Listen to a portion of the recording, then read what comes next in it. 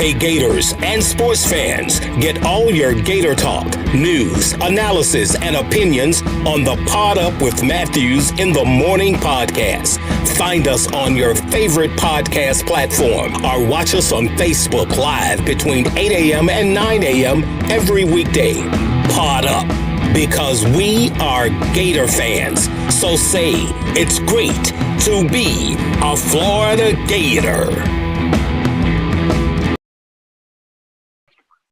Good morning and welcome to a Tuesday edition of Pod Up with Matthews in the Morning from the Crime Prevention Security System Studios, large enough to serve you, small enough to carry. It's Tuesday. It means we have Buddy Martin here in just a second from the Buddy Martin Show. Second part of today's show, we'll have what everybody likes to talk about, recruiting news from Blake Alderman from 24/7 Sports. He'll break it down. Tomorrow is National Signing Day. See if he's got any predictions for us as well. But let's head on over to the Titan of our hotline, and we're joined by Buddy Martin. You can listen to Buddy every Monday through Friday night on Facebook Live on the Buddy Martin Show about 9 p.m. Eastern Standard Time. Good morning, Buddy. How are you?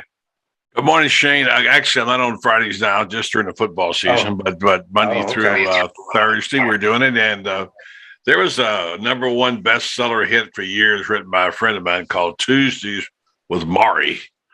So I suggest we just call those Tuesdays with Buddy. And then we'll go from there. How about that?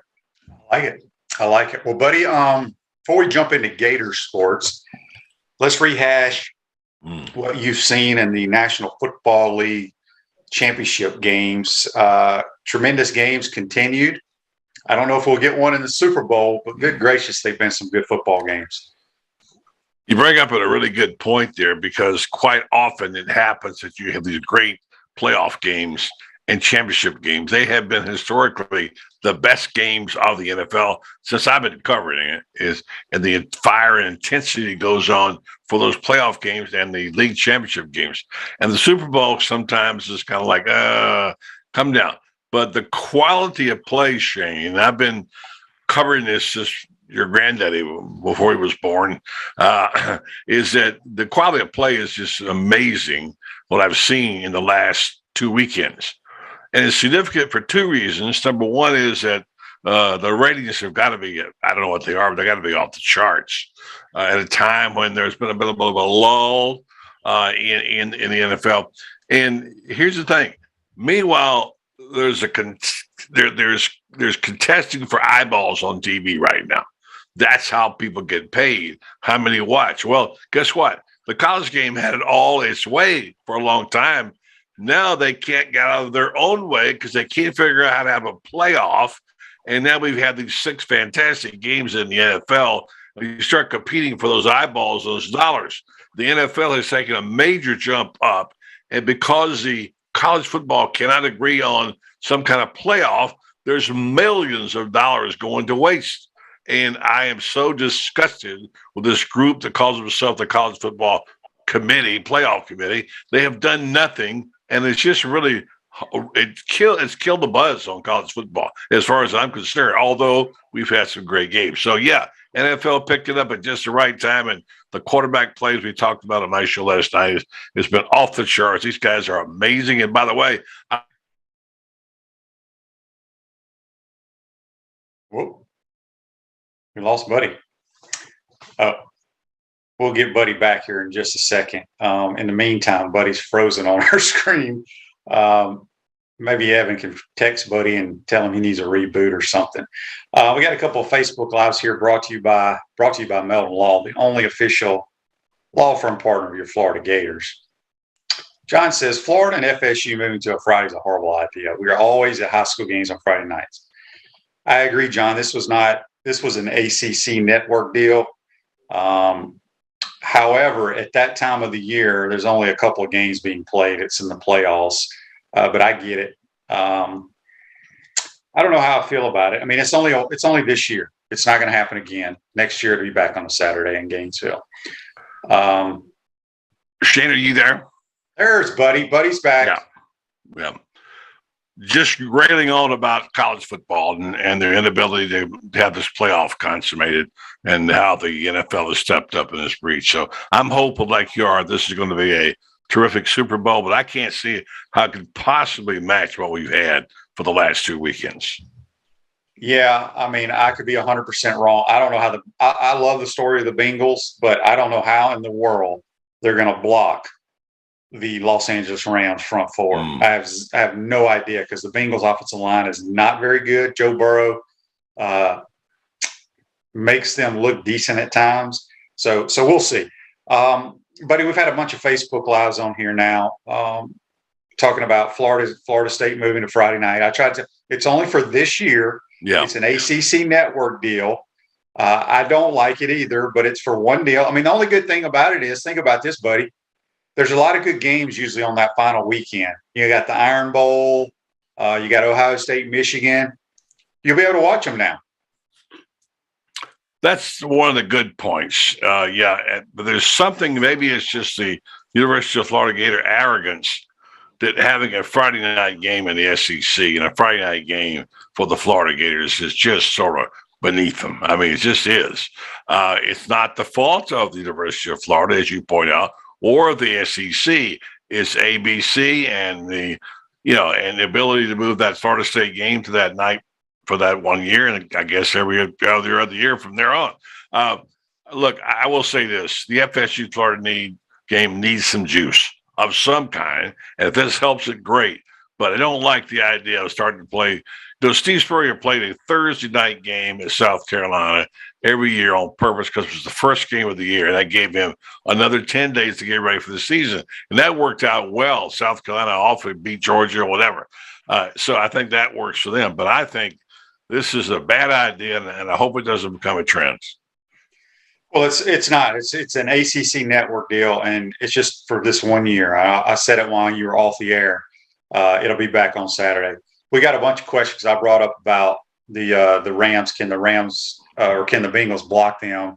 And we got some Facebook Lives here saying, David says the Bengals O-line is horrible, but somehow they keep winning. It's because of the quarterback. I've always said, buddy, and I've heard Gator fans talk about the offensive line play for all these years. But offensive line play, you can hide offensive line play if your quarterback knows what he's doing, if he can throw on time, if he sees the blitz coming. And that's what Joe Burrow does. And, I said this when Joe Burrow came out of LSU, and a couple of people agree with me, but majority said they thought I was crazy. He's Tom Brady. Now, Tom Brady light from an accuracy standpoint, knowledge, things of that nature, but with way, way better athleticism. Now, he lost a little bit of that with the knee injury last year, but he is so accurate and so smart. That's why he can make up for their lack of offensive line play. However, saying all that, I don't think he's going to be able to do it against the Rams. We keep saying that. Let me remind you of this young man, what he's been gone through. Think about it. He was told at Ohio State he wasn't needed and that his future was not as a Buckeye quarterback. Okay, he sacked up and he went to LSU, and all he did was win a national championship. Okay, and he had a fantastic and won a Heisman Trophy. Now he's in the NFL, and you're telling him, well, your guys can't block, etc. And I grant you, at halftime, I thought maybe there was going to be a beatdown. But as we know what happened, Andy Reid and Patrick Mahomes made a bad decision and didn't take the field goal or get out, or at least run or something. They messed that up. Now here's a young man who could have a chance to win a Super Bowl. Shane, if I said to you, I could make a case for Joe Burrow being the GOAT, right? I could. If he wins the Super Bowl, he's got the Triple Crown, the national championship, the Heisman, and the Super Bowl. That's at least I don't think that's ever been done, Shane. That would be the basic. No, it hasn't. I thought I read where they said that no quarterback that's won a national championship has won a Super Bowl. Well, I think also, yeah, that could be true. I also, how many Heisman Trophy winners have been Super Bowl winners? I don't know. I have to look that up. But yeah, anyway, the point is this young man, by the way, let's not forget he shredded his knee. Yeah. Right? They said, well, he won't be back in time. Yeah, he got back in time and he did a lot of damage, and here he's going to the big game. So I'm so impressed with Joe Burrow. And my wife said last night, she said, boy, what a good-looking young man he is. He says, I know a lot of mothers would like to see this young man come to the door for the hand of her daughters, just like the Tebow effect used to be. So he's got it all. He's a nice kid. He's a hell of a player. I can't help but root for him, although I think Matt Stafford's a good story too. Jim Plunkett. Plunkett won a Heisman and a Super Bowl, but not a national championship. No. David says on Facebook Live, brought to you by Melton Law, why do you think guys like Burrow, Trask, heck, even Brady don't win starting opportunities, poor evaluation? Because, here's the thing.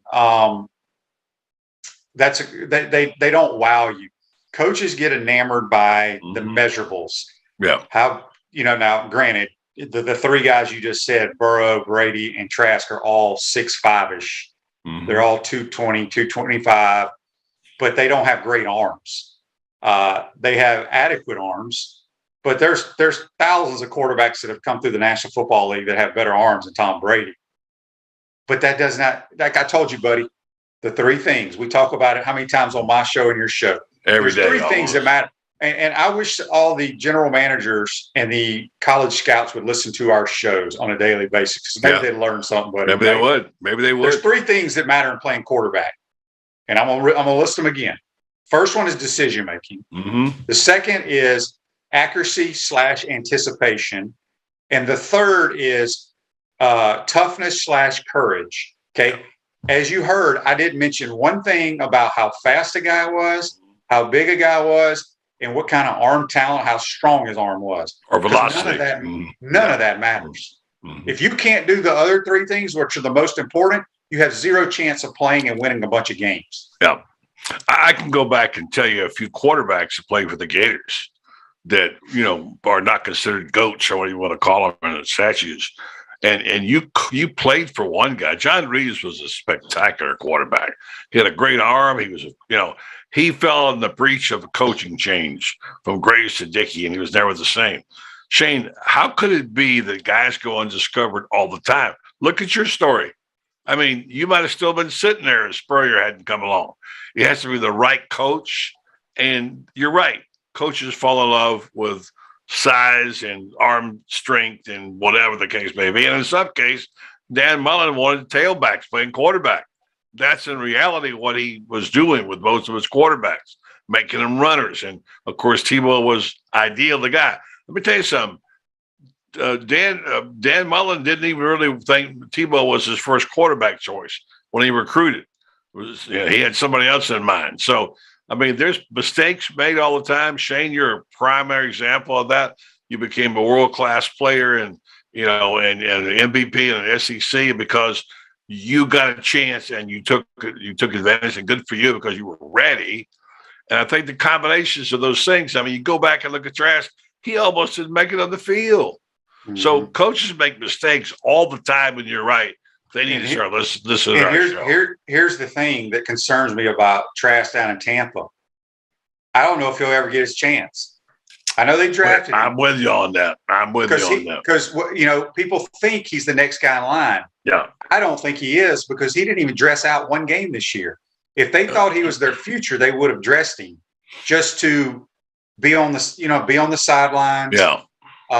But it's just because they're gonna look at another guy coming out that may have this great arm talent. Fall in love with him. Yeah, it's crazy. It is absolutely crazy. I'm with you. I thought the same thing yesterday. And Arians may retire. If Brady retires, I think he will. Gronk's going to retire, and Arians may say, that's it for me. And now you have a whole nother staff coming in and to reevaluate, and maybe Kyle Trask gets once again left at the gate. Yeah. Joseph says it helps that a lot of the 3-star QBs in college are throwing to 5-star receivers and handing it off to 5-star running backs. Example, Joe Burrow and Stetson Bennett. Look, if you play at a major school, you're going to have great players around you.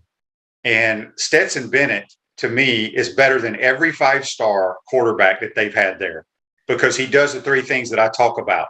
I think he's better than Justin Fields because he wins. Justin Fields didn't win anything. Without a doubt, better than Justin Fields. And I know Justin Fields is in the National Football League, and he's got all these intangibles that people think they can make him a quarterback. I don't think he'll be a quarterback in 3 years in the NFL. I think he'll be a backup and maybe out of the league in 5 years. My personal opinion. I could be wrong. And I think Stetson Bennett, he's got to battle all these 5-star quarterbacks in their meeting room now. He's going to be their quarterback because he gives them the best chance of winning. And JT Daniels, for all this nonsense that people talk about JT Daniels, but he is nowhere. He ain't even signed with a team right now. He's in the transfer portal. Right. But by now, he should have signed with somebody. Yeah, he should have. Yeah, because he's fragile and he gets hurt. And just because he has a good arm does not mean he can play quarterback. You talk about toughness. Look up the word toughness, and you'll see the Stetson Bennett pictures in there. He's like a little gym rat. You can't get him out of there once he gets in. John, you obviously didn't listen to what I said. I said Stetson Bennett was better than all the quarterbacks in his quarterback room. I never said he was better than Matt Stafford. I thought Matt Stafford in college was phenomenal. I knew he was going to be a good pro. You can tell. I mean, that's why they talk about this kid out of Liberty, Malik Willis. I'm telling you right now, if he is a starting quarterback in the National Football League and winning games, buddy, I will take you to Spurrier's Gridiron Grill and buy you a nice whatever you want to eat. Wow. I don't. I'm not rooting for that to happen. I'm hoping that will happen now, Shane, because get your wallet out. Getting your wallet out for you would be because would be really something. I like I said, I don't watch the tapes like all these dudes sit in their little caves and break down these guys. Yeah. But I can watch one game and tell you if he can play or not. Really? I'll tell you one thing we missed on. I say I didn't evaluate it, but not everybody saw Josh Allen coming. That guy's a dude, man. First of all, we got to admit. Well, see Wyoming. How many Wyoming games did we watch? Actually, I watched a couple. I actually covered a couple when I was in Denver. But yeah, no, I'm with you. We don't see those games. I'll never forget, buddy, when we're kind of rambling here today but it goes back to quarterback play. It was a spring game. Not when it was a spring game. I think it was a practice. It was an all season. So let's see. I don't know what team I was with, but I was back in Gainesville. Coach asked me to come out to practice. They had a scrimmage in the swamp. I always like to sit in the end zone. So I sit in the south end zone in the shade. I watched about 20 minutes of that scrimmage. He called me afterwards, said, "What'd you think?" I said, "Whoever number 8 is needs to be your quarterback because he's got that it factor in the pocket and the ball flies out of his hand and he knows where to go with it." Well, number 8 was Rex Grossman. And he was pretty good choice. Pretty good choice. Yeah. But my point was Brock Berlin was on that, who's the number 1. Yeah, he was supposed to be the guy. He was the dude. He was the guy. Yeah. He was it. Yeah. But I saw Brock take about 5. I mean, not Brock. Rex take about 5 snaps. I go, this guy knows how to play quarterback. And so anyway, but we miss on guys too. But the biggest thing is that I don't even know where we went on this, how we got on this. Just quarterbacks and what it takes to be a good quarterback and how they got to pass the eye test and the 3 things you always say they need and just talking about how great the quarterbacks were in the NFL right now. That's what it was. Yeah. Yeah. So there we go. But I mean, yeah, that's and why Joe Burrow is so phenomenal. He can win the Triple Crown, man. That's how good this kid is. Yeah, that's in his second year. So Wrap Spot's expanding, folks. They're opening a second location in Gainesville down at 1931 North Main Street. Wrap Spot's teamed up with a crew at Vibrant Vinyl Works to offer color change wraps, advertising wraps, custom striping, hood wraps, and wall wraps. Go check them out. Speaking with Buddy Martin on the Titan More Hotline, second part of today's program, everybody's favorite, Blake Alderman talking Gator recruiting. Tomorrow's National Signing Day. Also on tomorrow's program, we'll have Mad Max, Vernon Maxwell will join us on the program. Blake Alderman coming up today. I want to hear what he's got to say because, listen, this whole thing, pardon me for jumping in, but this whole recruiting thing is a maze. I mean, it's just so hard to figure it out. We go by the star systems, and yet we don't quite understand why they take a star off. Why was Kamari Wilson dropped? They dropped the star on him? Oh, yeah. And all I've heard so far, maybe you can ask your guest, Blake, about this, was he didn't look good in the camps. Hello. I mean, I don't know about that. Well, I wish I knew more about these rating systems. Well, that right there, what you just said, buddy, makes me laugh. Maybe out loud, but definitely inside, because I can't tell you how many of these people go look at these little combines and these Elite 11s and granted, when a guy's really, really good player, but some of these guys grading people in shorts, I don't quite understand it. It's bizarre to me. We got a Facebook Live here. Dan wants to know, can the Jaguars turn it around as quickly as the Bengals? What do you think? Well, I don't know. No, the answer is no, number one. And secondly, I don't even know what they're doing right now. I don't know why they can't pull the trigger on a coach. What's the situation? They don't have to. They can wait until they want to make the decision. But I thought they had their guy, and I don't know what's going to happen there. So, and now they're calling for the owner to sell the team. By the way, you know what those teams are worth now, don't you? Billions, not millions. Billions. The Broncos estimated to be worth, I don't think I read $4 billion the other day or something like that. So if I was the Jaguars, I would throw as much money as I had at Sean Payton.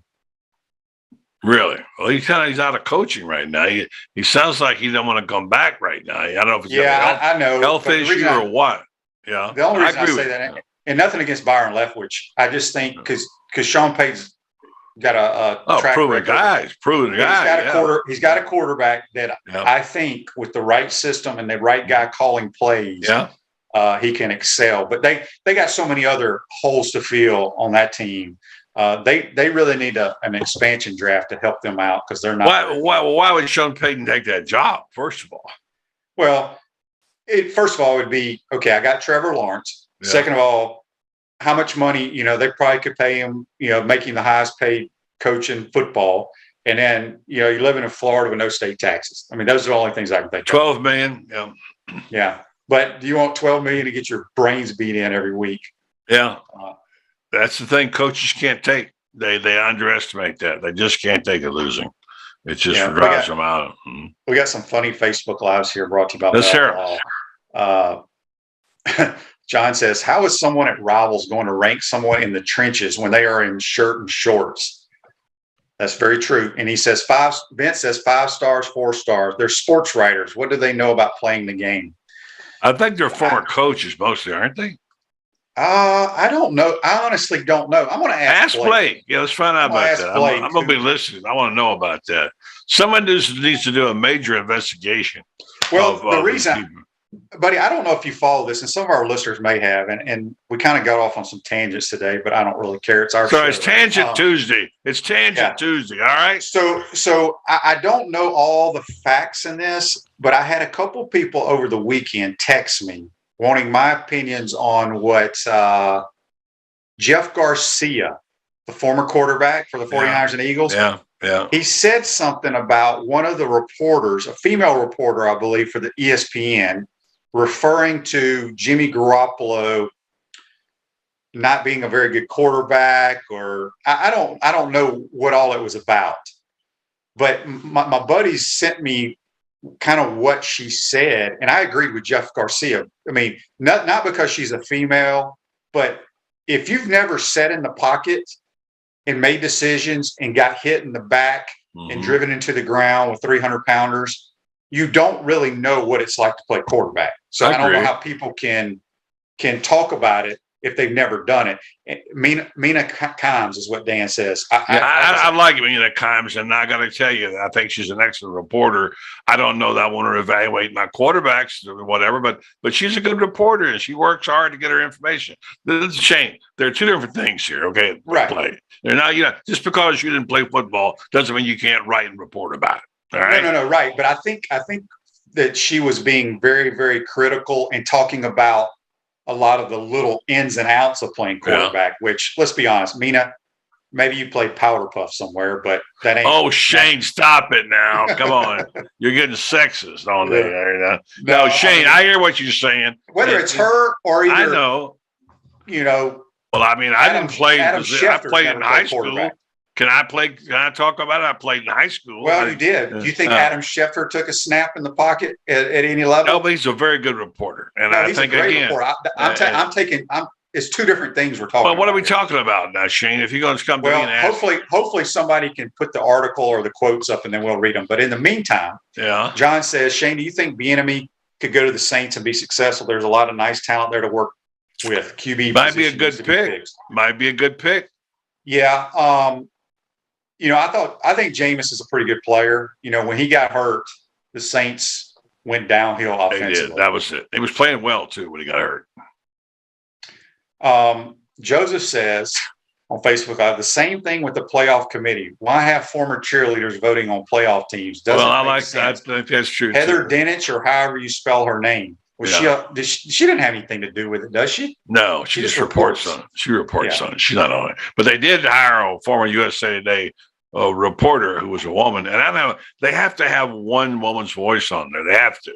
Now, I don't know what that committee does or what the requirements are or whatever. There's some dunderheads on there that were ADs or coaches, which I think, and they're hamstrung. They can't get anything done. It's really kind of become a useless organization. They're one purpose, and when they meet and talk about one thing, and they can't get it done. That's not very good to me. Not efficient use of your time, and I'm disgusted with it. Well, I just want to make it clear. I wasn't picking on Mina Kimes or Heather Dennich. I was referring to this article about. I'm going to try to pull up some of the quotes if I can find them. I think it's good to look at it and read it. I don't like to comment on articles I haven't read. Yeah, I thought you probably would have read it, but I have not. I heard a little something about it and the controversy, but I've not read it. And I'd like to, if you get it, please send it to me. Well, I'm going to read you what Jeff Garcia said. I have it right here. All right. I don't know what she said. He says, who in the hell is Mina Kimes, and when is the last time she threw a touchdown pass in a game? Never, ever has she taken a snap or truly understand the ability, the mindset, the physical and mental toughness that it takes to play QB or any other position in the National Football League. The fact there are people out there that give a platform to talk about something that they have never done is hilarious, and that's how you have to look at her. She's a joke. So let's just laugh at her and support Jimmy, root on our Niners to go out and beat the living blank out of one more team. That's what it takes. She will never know that feeling. Can I get an amen? So, again, I don't know. Yeah, it sounds like a good old boys club to me. Yeah. So anyway, let me read you this from Yahoo Sports. Jeff Garcia sure hid fast, unlike women in the media who endure his brand of toxicity by Chase Menza Young. I don't know who that is.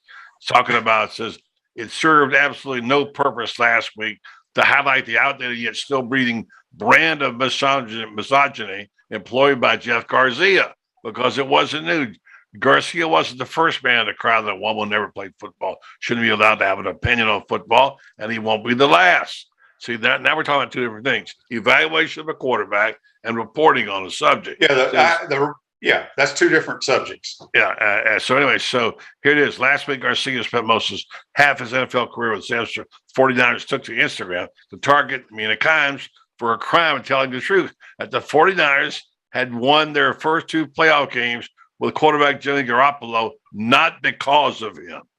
Okay, that's a valid comment. Yeah. Yes, like I said, my buddy sent me wanting to know. He sent me more about what Jeff Garcia said, which I didn't know what she said. So regardless, buddy, we're running out of time here. Before we let you go and get to Blake, I want to get your thoughts. Gators come back in basketball from 16 down.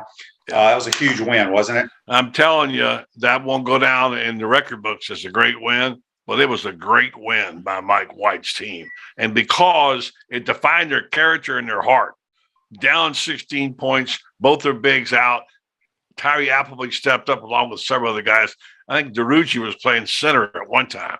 This is what you call, let's go, guys. We're all in. We got to somehow got to find a way to win this game, and they did.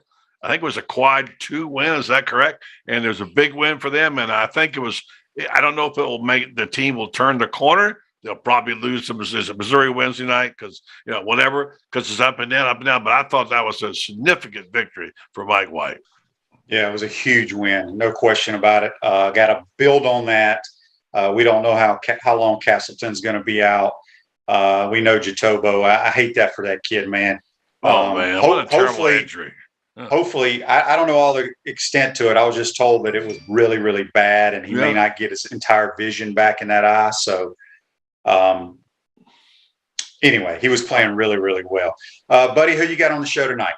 I've got, let's see, look about this here. I have, hold on, give me a second. You caught me off guard. Usually I have David Moulton. He's on tomorrow night. I've got, hang on a second. I lost my schedule.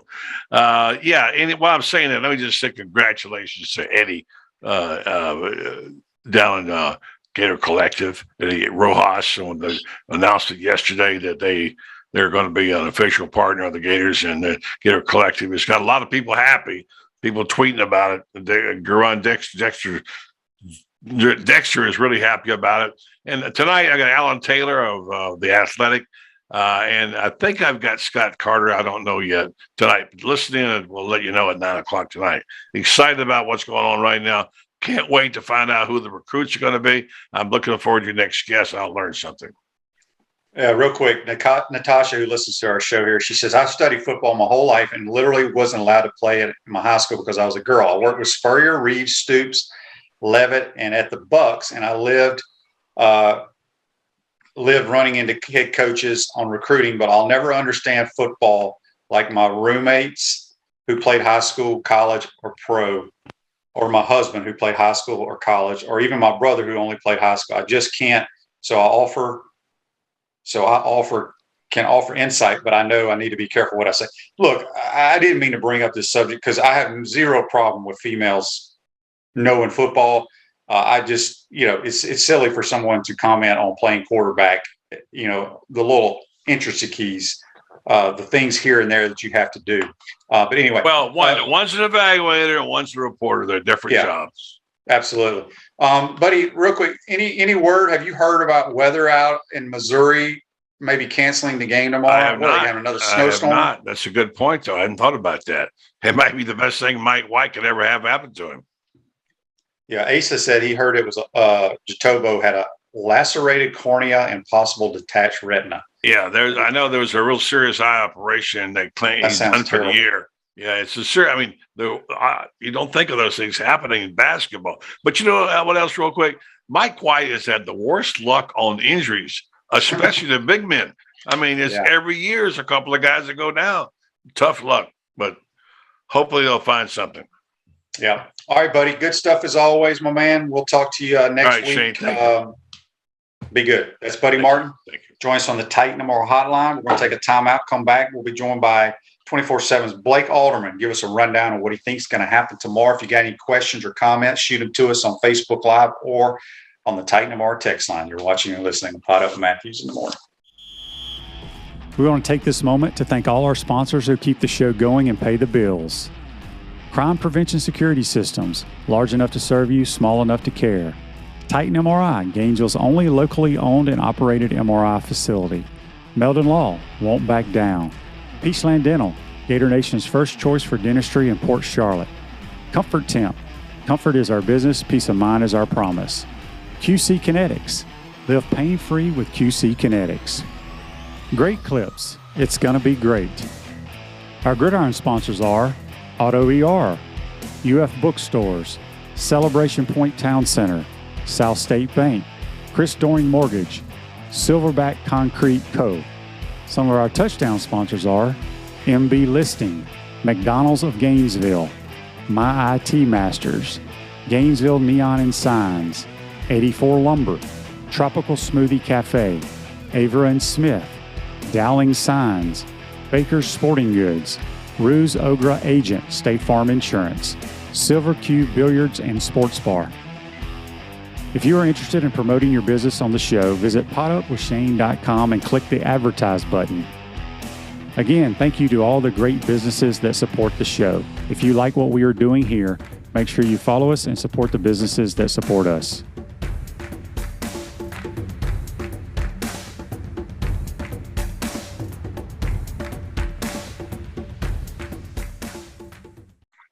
Welcome back to the Crime Prevention Security System Studios. Celebration points where the Gators go to celebrate with premium brands like Nike, Regal Cinemas, Le Macaron, Dave & Buster's, Medici's, Palmetto Moon, and the HBC's restaurant, Spurrier's Gridiron Grill, now serving brunch on Saturday and Sundays. We'll see you at Celebration Point where the Gators go to celebrate.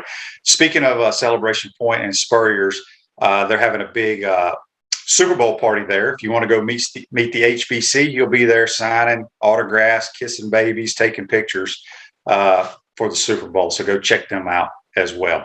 All right, let's go to the Titan MR hotline, and we're joined by a guy that everybody's been waiting on, Blake Alderman from 24/7 Sports. Good morning, Blake. How are you, buddy? I'm good. Hanging in there. Can't wait for signing day to come and pass. Well, we got a lot of questions here for you. Obviously, tomorrow is National Signing Day. It used to be the biggest day in all of college football, but with the early signing period, it's a little bit different. I'm going to shoot you a quick question right here from John on the Titan. That's on the Facebook Live, brought to you by Melton Law. He says, Blake, what is your crystal ball for Perkins and Matthews? Right now, I don't have one for Harold Perkins, the 5-star linebacker. I think it's still pretty close. I think that, yes, there'll be 3 hats on the table, A&M, LSU, and Florida. I think that it's more of a Florida LSU battle myself. Perkins is just one of those guys that I think that, and I've said it before, that I think he's going to be one of those where you hear this, you hear that, leading all the way up through. But I don't think he's one of those guys that strikes me as someone that really knows what he wants to do until, maybe the 11th hour, whether that's late Tuesday night, early Wednesday morning, or if he pulls the Kamari Wilson and really kind of decides right before his announcement, sometime close to that announcement time. But I think I'm leaning towards LSU for Perkins, but again, I think it's probably one of the closest battles Florida has going on right now. And I say that because I feel like there's a little bit of, disconnection with the family. I think that Florida has probably done the best job of really making mom feel comfortable. Alone from having, early playing time, they're pitching to Harold and being kind of an X factor type of guy. I think they've done a good job, building connections with his mother. While on the other hand, Perkins is a New Orleans native. He's got tons of family that still live in New Orleans and in Louisiana. He had a boatload of family with him on that LSU visit. He's just got so many family ties there. So I just think that this one is still really close. As far as Matthews, I think he's pretty close too. He's kind of another guy that I think really doesn't have a solid idea of where he wants to go. My crystal ball is on LSU for him, but that's been in since whenever he was committed to LSU, originally back in last spring and into the summer before he decommitted. I'm leaning towards LSU on him as well. I think he's a little bit more of a definite answer, I guess, if I could say that, compared to Perkins, who I think is a little bit more of a toss-up. And both of those are supposed to announce tomorrow, correct? Correct. Do we know what time? Because is all going to be on ESPN, all that kind of stuff? I think no. I know that Perkins is going to be on CBS HQ, which is able to be found online. I'm pulling up his announcement time right now. It is at 2:15 Eastern time. So he'll be doing that online on CBS Sports HQ. Jacoby Matthews is supposed to be around 7 p.m. I'm not sure that he has any kind of stream or anything carrying that. I don't believe it's on ESPN. I don't know how much ESPN really does so much of these announcements anymore. I know that even on the early signing period, it used to be that when I was working or writing through signing day, I'd have the full day of ESPN recruiting coverage on in the background. And it was weird last year to where it really didn't start until about the middle of the day. But yeah, I know that Matthews is at 7 p.m. and Perkins is at 2:15, and I do know that Perkins will be on CBS Sports HQ. All right, we got another Facebook Live question from Andy. He says, Blake, how important is it to sign Arliss Boardingham? It's between the Gators and Oregon. Does he have the potential to be a Kyle Pitts-like? I do. I think it's hard to, say a guy in high school is going to be a Kyle Pitts because he's a generational type of talent.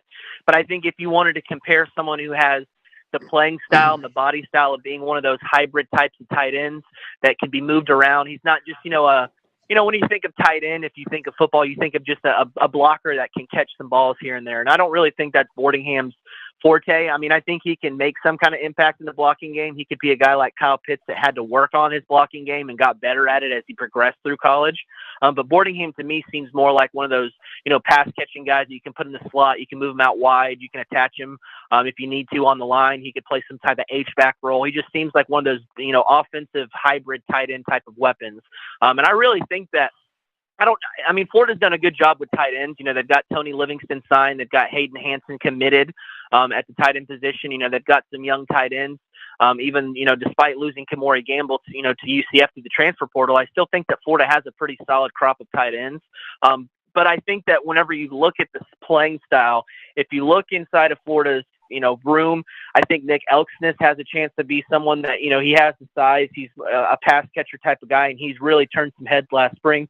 But I don't think there's one of a true Kyle Pitts type of receiving tight end that could be that kind of playmaker like Arliss Boardingham has. And I think Florida is where he lands. Again, like I said, it was between Oregon and Florida. He doesn't quite have a timeline for decision. I've been trying to catch up with him to see if it was going to be sometime today, possibly, or on signing day. Haven't heard back yet from him on that, but I do think Florida will be the pick whenever that does happen. We got a text on the Titan of our text line. It comes from William. It's very long. I'm just going to kind of paraphrase it for you here, Blake. He says, I don't follow recruiting closely. I've kind of can't keep up with it. How many guys do you expect the Gators to sign tomorrow?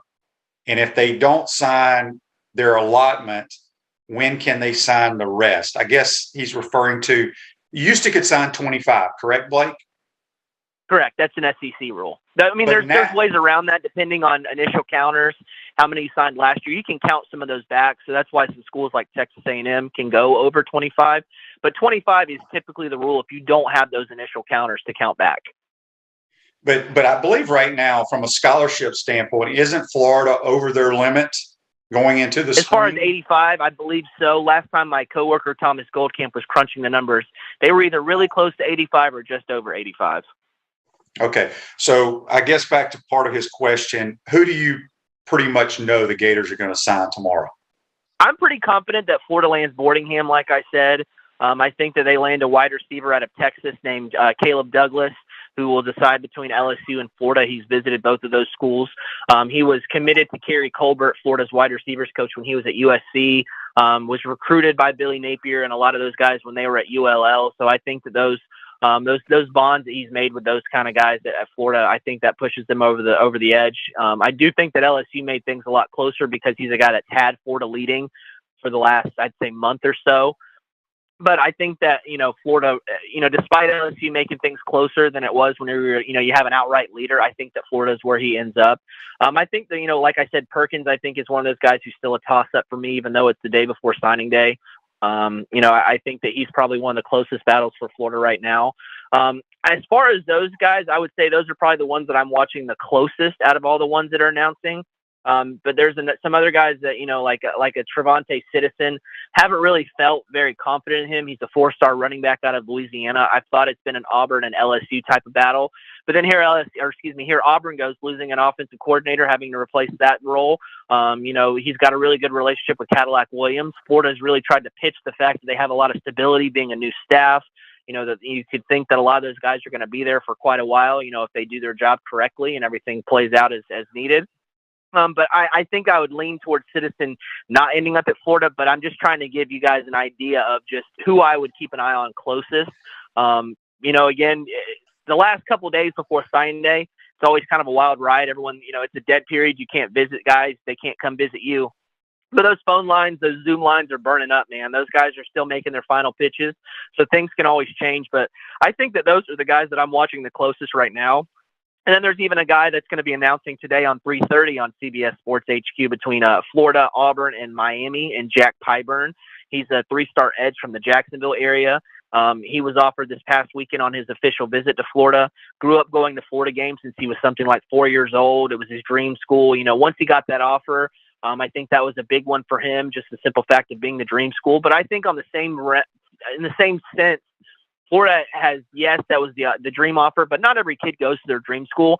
I think that the fact that Napier really impressed him. He really likes the direction of the program. Mike Peterson would be his main recruiter, being an edge type and outside linebacker hybrid guy.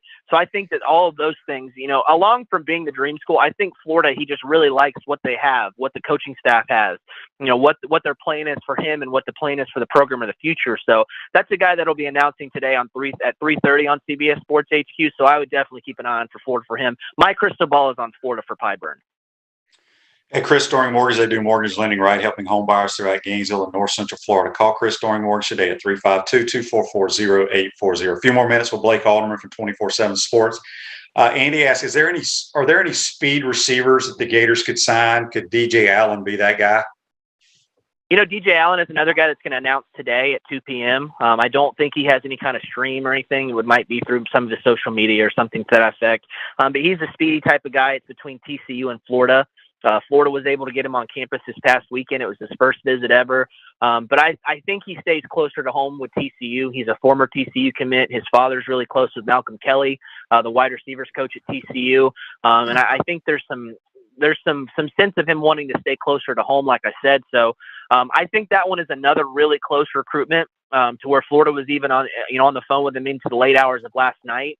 I haven't checked to see if anything's changed there, but I'm leaning towards TCU with him. Dan asked, and then again, Douglas is another guy. He's not a burner, who I mentioned before, the other wide receiver that I do think ends up at Florida, but he's not quite the speedy type of guy that Allen is. Dan asks, where is a live list of players being signed that fans can check out on Wednesday? As far as timelines of when these guys are going to announce finalists for those guys, I will have a list that will be up Wednesday morning.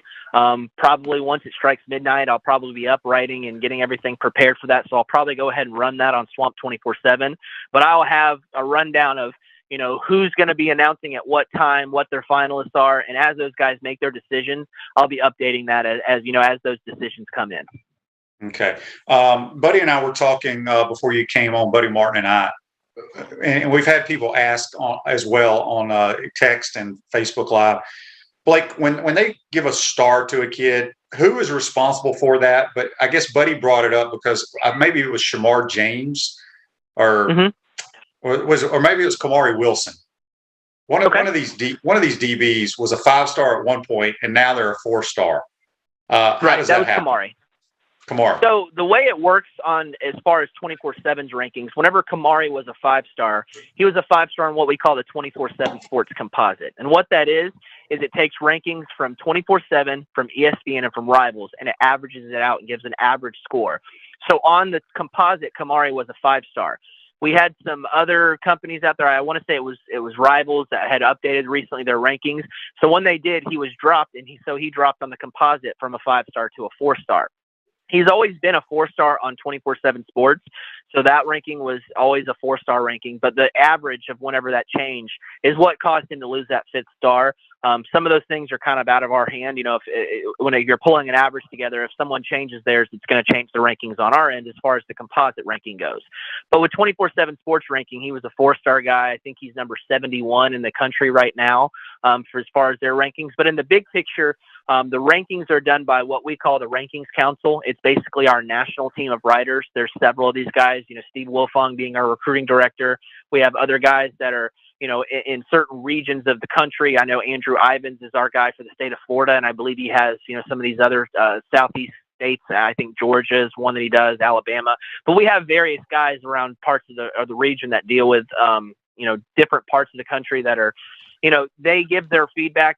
Us as team site guys like me, if you cover a Florida or, Florida State, Bama, whatever type of school you cover, we can give feedback to those guys and they can take that into account, read that, look at some film, talk amongst themselves. But those guys that are part of that Rankings Council are the ones that deal with, as far as rankings changes and top 250, top 247 types of guys. All right, last thing for you, Blake, and you may not know this because you really follow just recruiting, but somebody asked a question earlier. How many players on the Gators roster do you think will leave after spring football? Yeah, I don't really have an idea on that, dealing with recruiting and with it being so close to signing day. That's really kind of been my main focus, just because, you're talking to someone that whenever I went to take the trash out last night, I was afraid to leave my phone on the table because I was afraid something was going to go off or I was going to miss something. So I don't know that I have an idea of that. I think that whenever you have a coaching change, We've obviously seen guys that have entered the transfer portal already from Florida. I think spring ball is always one of those times to where if you were a guy that was maybe on the fence about, what do I want to do with my future, whenever those staff arrive, you meet with the staff, you talk with them, you see their plans, and you see what they want to do. I think there's some of those guys that really want to go into spring ball, give that a chance, see how things go from a practice standpoint, if you click with new coaches as those guys were getting assembled. So I think that whenever you do have a transition, obviously those kind of things happen. Those transfers happen whenever you have, a coaching change going on. So I don't know that I could give you a list or a number or names or anything like that of who would want to move on. I think Emory Jones, just the buzz you had from him that, he was going to be leaving after that bowl game that Florida had in the Gasparilla Bowl. Obviously still there now. I think that that's one name that I would keep an eye on, but I think a lot of people have, I don't think that's any kind of breaking news or anything. I mean, I think that's a guy that people have been watching anyways. The talk has been that he wanted to get his degree from Florida and then kind of see where things go from there, give spring ball a chance. But, past him, I'm not really sure who else would be on the move. But, again, I think that whenever you have those coaching changes, you kind of give it a shot and see if that's what you want to do. And if not, you explore your other options. Good stuff as always. Tomorrow's a big day. I know you'll get some rest once it's over with. Let everybody know how they can follow you tomorrow. Yeah, on my Twitter account, I put all my content out from there. It's Blake_Alderman. I'll be following obviously from the day goes on. I'll tweet out a link for anyone who wants to watch the 24/7 sports show that'll be streamed on YouTube. Swamp 24/7 is where I'll be on the message boards all day. Posting stories whenever things happen, whether it's a commit that signs with Florida or a target that they have that picks Florida and eventually signs. So it's gonna, like you said, it's gonna be a busy day, and I'm looking forward to finally being able to take the trash out with my phone still on the table after signing day's done. All right, good stuff, Blake. I appreciate your time. We'll talk to you soon, buddy. Absolutely. Thank you very much for having me on. Absolutely. That's Blake Alderman. Join us on the Titan Tomorrow Hotline. Going to take our final time out. Come back. Got some questions here I need to wrap up. You're watching and listening to Pot Up with Matthews in the Morning. We want to take this moment to thank all our sponsors who keep the show going and pay the bills. Crime Prevention Security Systems, large enough to serve you, small enough to care. Titan MRI, Gainesville's only locally owned and operated MRI facility. Meldon Law, won't back down. Peachland Dental, Gator Nation's first choice for dentistry in Port Charlotte. Comfort Temp, comfort is our business, peace of mind is our promise. QC Kinetics, live pain-free with QC Kinetics. Great Clips, it's gonna be great. Our Gridiron sponsors are Auto ER, UF Bookstores, Celebration Point Town Center, South State Bank, Chris Doring Mortgage, Silverback Concrete Co. Some of our touchdown sponsors are Campus USA Credit Union, Adams Rib Company, Doreen Wiebe Realtor, Caldwell Banker, MM Parish, Gator Dominoes, Celebrate Primary Care, Gator Bait Media, Rap Spot, Okido America, Gators Dockside, Style Cuts, Big Mills Cheesesteaks. If you are interested in promoting your business on the show, visit potupwithshane.com and click the advertise button. Again, thank you to all the great businesses that support the show. If you like what we are doing here, make sure you follow us and support the businesses that support us.